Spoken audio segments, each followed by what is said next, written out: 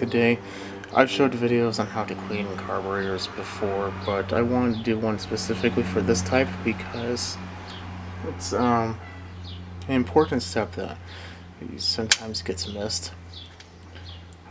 So I wanted to bring it up. So this is a JAS screwdriver. We're going to be spider. Got it.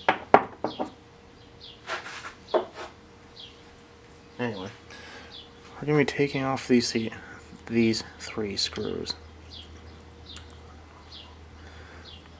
Why I wanted to do this short little video on this particular one was because this, like I said, just a little bit different.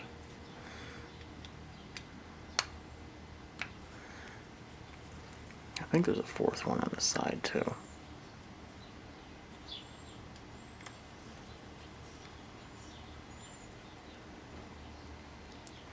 Down in the center there too is the adjustment for the low end. So, and in there, that little brass piece is the adjustment for the high end. I don't know if you can see that, but in there.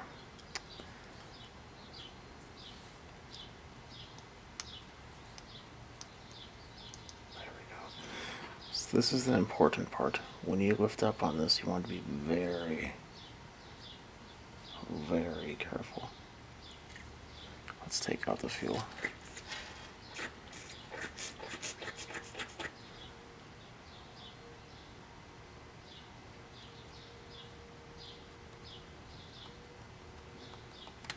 Okay, there we go. So this is the hard part. I'm gonna lift up. And in there, there's this brass little piece that likes to go for a walk. So we're gonna take that and put it right there. Without that, this will not work.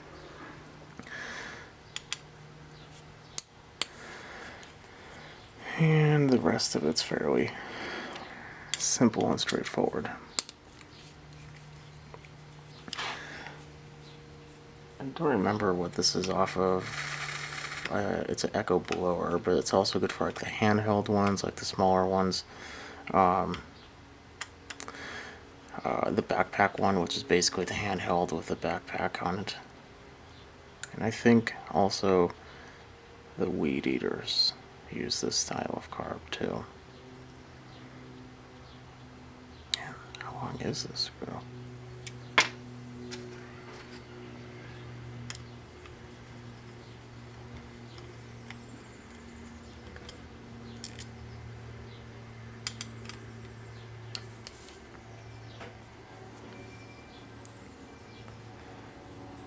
The main important step is to not forget that brass piece can fall out. Because if it does fall out, you're not going to find it unless you work in the cleanest garage ever. I mean, you can tell just by looking at this plate. That's not mine.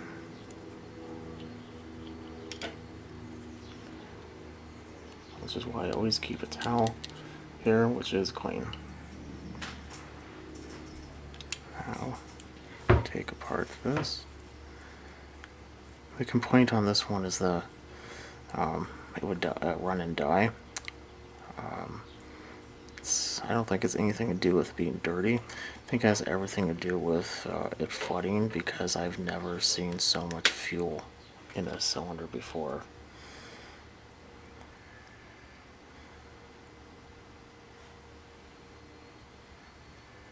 And there's that main jet. If you're going to clean, you would want to take that out.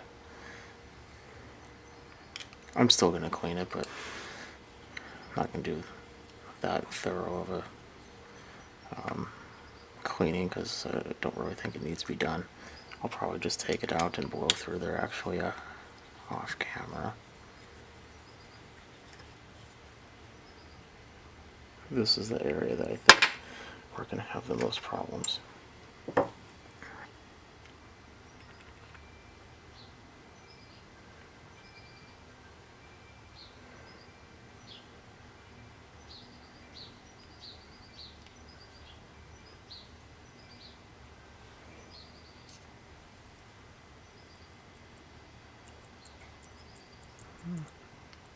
Nothing super obvious.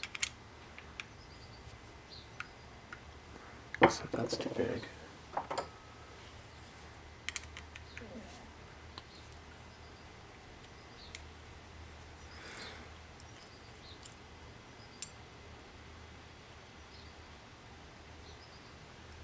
Looks like there's a little speck of something in there. Okay, I'm gonna go ahead and clean it up, and then we're gonna measure something at the end of this. Okay, so since we have a problem with flooding, I'm gonna put Q-tip down in here.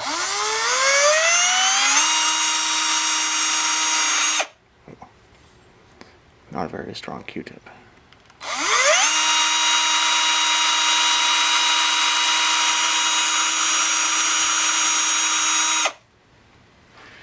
I mean, it's a little dirty. Not too bad. Inside looks way better. If it's really bad, use carb cleaner. If it's corroded, then use like that's soap that's like orange. It's like pumice in it for like when your hands are really greasy in the garage, or I guess greasy in general. Fast orange, active orange, I don't remember. Next, we're going to examine our needle.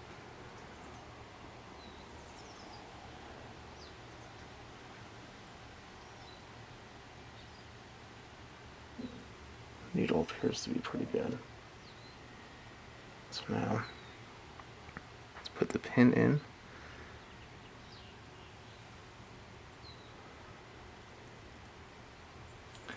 A little spring. I like to do this pretty relatively early because if earlier the carb has less likelihood of not being flat on the other side with the other piece that you have to install. This being a cube, it's completely flat, so I do this first. So grab it by the needle, then I just kind of guide the needle in and make sure that the spring goes in that little indent.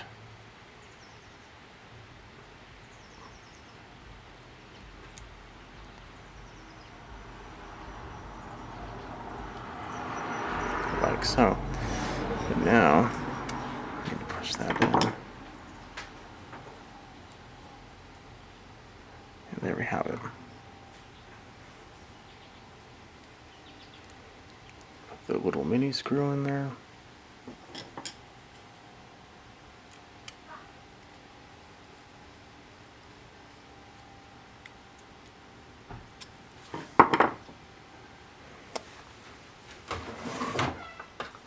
So this is technically supposed to be a Walboro carb. I think it's an aftermarket one though because there's no markings on it. There's usually numbers on here, but from doing this many of other times, this is like a metering level gauge. You can buy this separately, or if you buy the Forever Carb kit, then it comes with one. That the new one looks like that. That's the Forever Carb kit. So just make sure that it's flat with it. I don't think we can get much better than that. Because what will happen if it's too tall, it will flood. If it's too short, it will never really have enough fuel. So you want to make sure you get it right so it's barely touching the end of it, the end of that needle, on the end of the arm. Okay. If you get it just right, it will be in the perfect level. That is a basically like the flopal of the carburetor.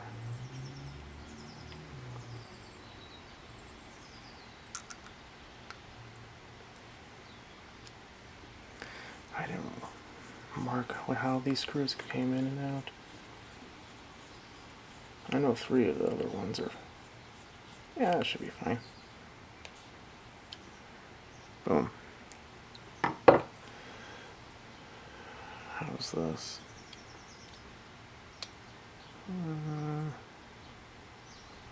Let's replace it anyway.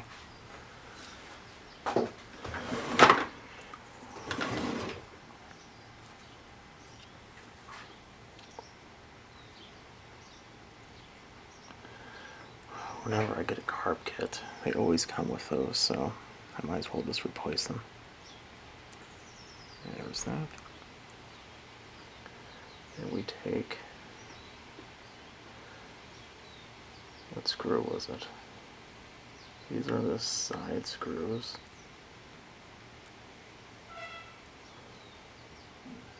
One of the longer ones. But not that one apparently.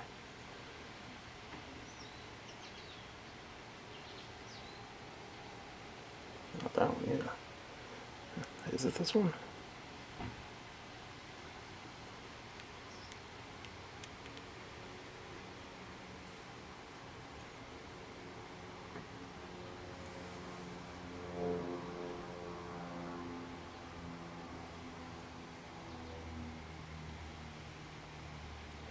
Oh, these are way too thick. Am I just missing a screw?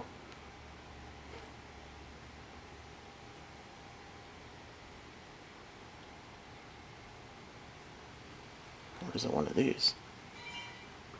Oh, I bet it's that one.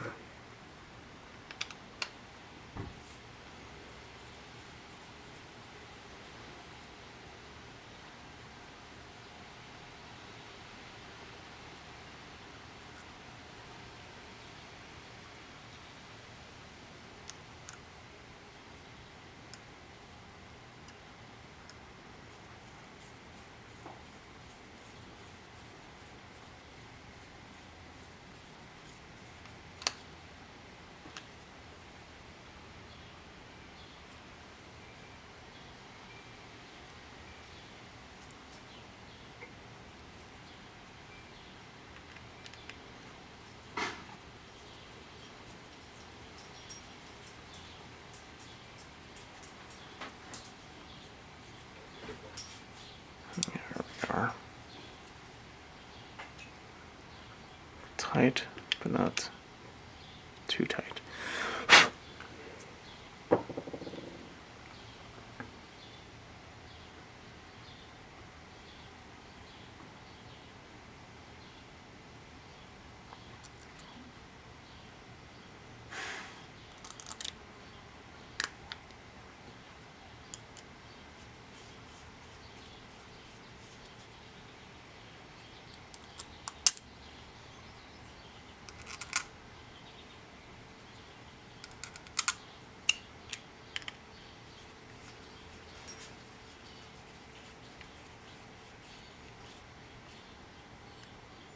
Is that?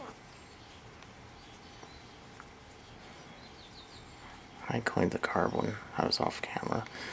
Put it through the ultrasonic cleaner.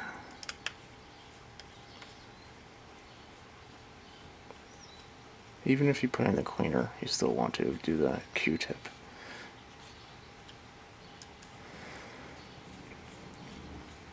That cleaner definitely does amazing work, but Q-tip will just take care of everything else.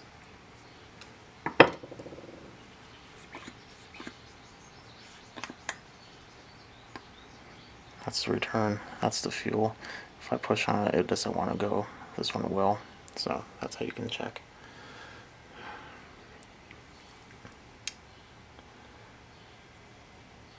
Okay, now this is the real fun part. We have to put this on here and get a small pair of needle nose.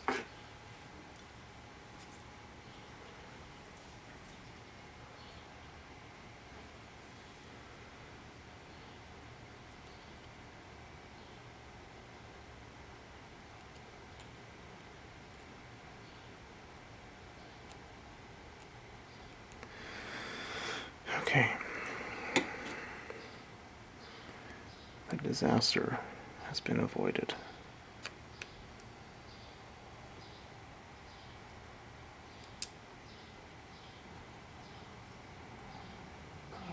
that one goes right there. These three.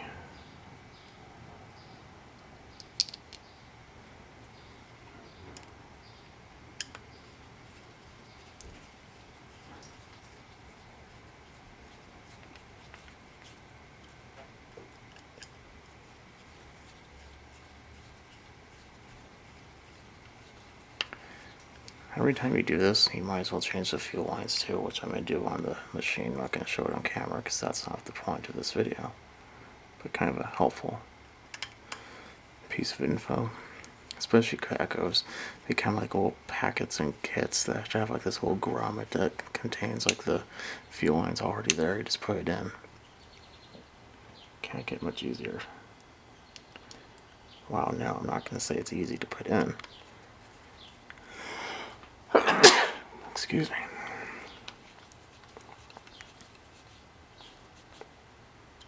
Okay, and there you have it. One Echo Carb. So I just want to make this quick little video about that because that little piece, it just gets a lot of people. So if it's not running correctly, you take a little screwdriver on high, put it in there, and a little screwdriver on the center in there. There's a little adjustment screw in there now for the low. Okay, well, this is how you clean a Echo carburetor the right way. If you like what you see, definitely continue watching. Like, subscribe, comment below. I'll see everyone later.